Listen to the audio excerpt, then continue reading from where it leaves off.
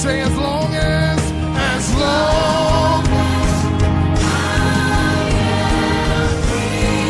I will. Good day, viewers. Welcome to Worship Insight. I'm your host, Onyeshile Olufemi, and my co-host is Today with us on Worship Insight, the first edition, we are having with us a special man, a brother, a mentor, somebody who has the knowledge, the full knowledge of what we are talking about. So, I want to welcome my brother, Mr. Oluwatobi Ajiboye, also known as Basic T. Thank you for having me. You're welcome, sir. Thank you for having me. Welcome, sir. Thank you, sir.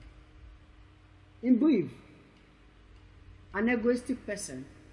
I've actually met some musicians recently that makes me realize that this discourse is something we need to talk about, because there are a lot of musicians musicians these days, especially those that are young, the younger ones. They actually believe they have respect for no any other person. They actually believe more in themselves. They actually look more into what they want to get than the service that they want to render. Now, being egoistic is being full of yourself, and to me, I believe is like you don't actually have respect for anybody. Or let me hear the plight of my co-host here on this discourse. Well, in a nutshell, it's just to say that there is a particular generation recently in this our present time that is like as if they are being breathed. But the understanding of what they need to know, the understanding of the knowledge that they do not have is causing a kind of problem, and it has brought about them being egoistic, which has made them to believe that they are indispensable. They feel they are too important, but it is all because of the fact that the knowledge is not there. So that is why on this meeting and discourse today on Worship Insights, that is why we have our brother here, Basic T, who is also a musician, not only a mentor, but also a discipler who has several disciples that he has been discipling over the years with vast experience in this music industry, to be able to shed more light on this discourse. Ride with us on this journey as we discuss. Thank you. So, welcome. Thank you very much. The prayer meeting you again. I've actually been in one or two events, watch your videos online, and actually see what we call discipline and passion, which I feel is missing these days. Everybody, we are looking for fame and not actually building ourselves, getting ourselves ready for that fame.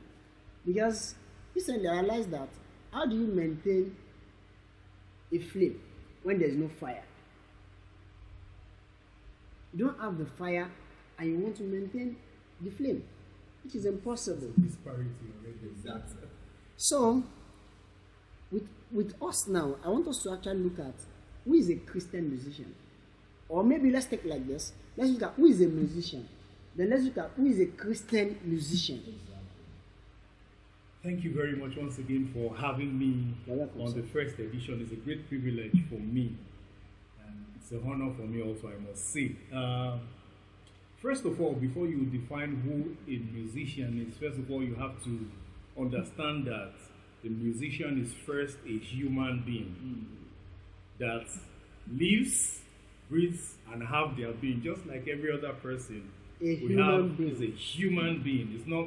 It's not someone that just fell out from the space or something, but not a spirit. Exactly. It's a human that operates with every principle every other human operates.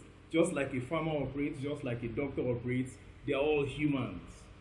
So we need to understand that a musician is a human, first of all. Then defining who a musician is. Now, the aspect of defining that, I want us to understand that being a musician is just like an occupation. Something you study to learn how to do. Now, why being a musician might be a little bit different is because it has to do directly with the emotions of people.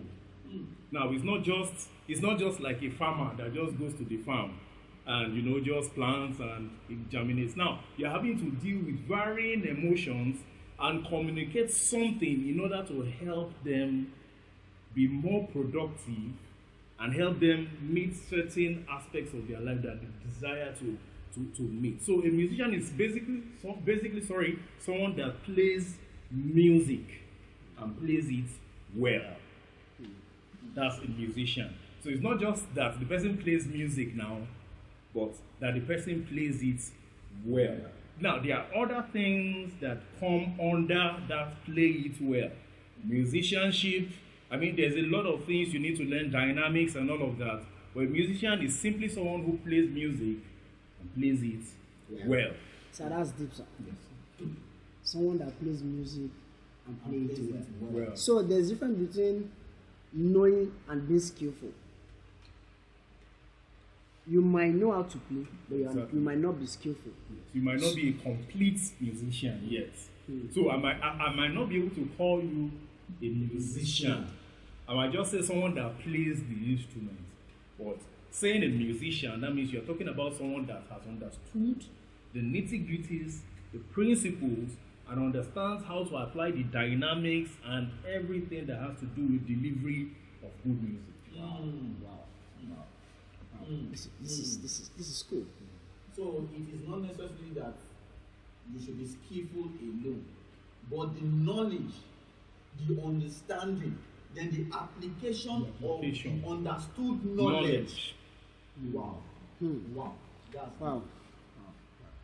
I think this has actually given us a little light on who a musician is. So it's not just playing that makes you a musician. You actually need the knowledge and the skill, and not just knowledge, not just the tips of the knowledge, not the peripheral knowledge, the deep knowledge. That means you have to be on a journey. It's continuous. You need to keep improving on yourself. Someone once said, in fact, I quote, I can't remember who said it exactly, but he said, "You cannot call yourself a musician until you are dead." Meaning it's only people that can call you a musician. That might be quite far from what we're discussing, but the person was trying to express the fact that music is a daily thing that you never get to the height of it. That's consistency. You keep discovering every day. So there has to be a consistency desire to know more. Because what you knew yesterday in music might not be good enough to serve you for today. Wow. I didn't say it won't, but I said it might. Because we are dealing with different emotions, different people with different issues, different challenges, both physical challenges, spiritual challenges. So you need to be up and doing. You need to practice consistently. There's a lot you have to do before you can qualify yourself. So with what you just said now, I realize that it is definitely possible that someone's emotion, as the person playing the music, could also tell why playing. Exactly. The way you feel is what you express. For example, if I'm in a place and maybe everyone there is insulting me and talking rudely to me, you can be sure that the aura that will come out of me cannot be a positive one. So what you have on the inside is one. How you feel determines how you deliver what you have on the inside. Meaning you cannot give what you don't have. Even if sometimes it looks like you can give what you don't have, eventually, life is a journey. Eventually, you will get to a point that you will face a bus stop. And you have to retrace your steps to make sure that you are not living in pretense. Let me just put it that way. Like, you're not living in pretense. That's key. That's key. That's key. That's key. Because there are actually a lot of musicians like that. That they actually their mood is not good at that particular time, but because they actually have to be on stage, so they'll just have to do what they have to do and just do it. And it's not that they don't have the skill, but at that point in time, something is telling on them. Wow, that's good. Thank you very much, sir. I really appreciate that. Pleasure. So, secondly, sir, I will be asking, who is now a Christian musician? Thank you very much. Now, I define musician. I like the way this whole thing is broken. Who is a Christian musician? I've talked about who a musician is. Now, I will talk about who a Christian is. A Christian is someone who has surrendered his life to Christ. And not just surrender, but has a consistent walk with God. So we're not talking about just giving once, but consistently following God. That's who a Christian is.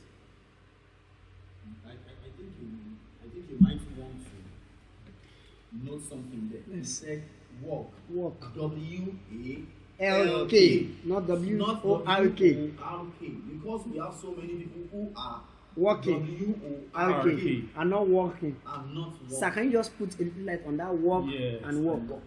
I can be working in your industry and not have anything to do with you apart from my salary.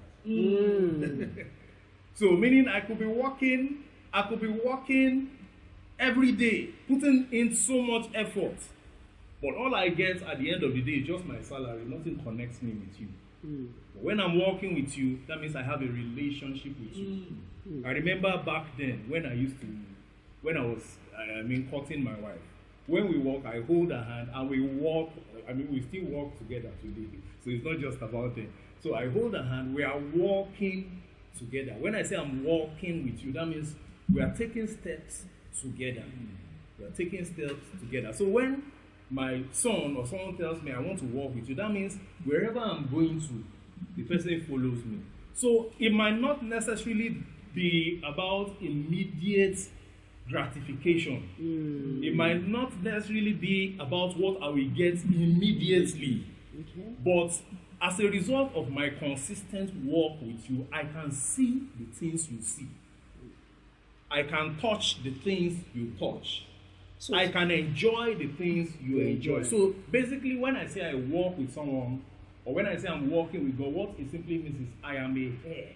I'm a co-heir with Jesus Christ. I'm a co-heir.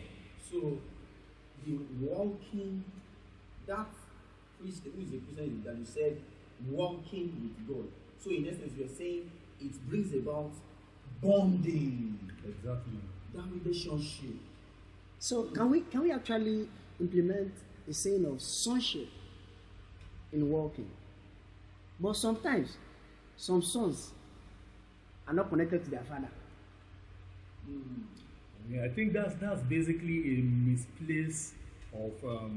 misplacement of identity. Okay. Because the truth is, sometimes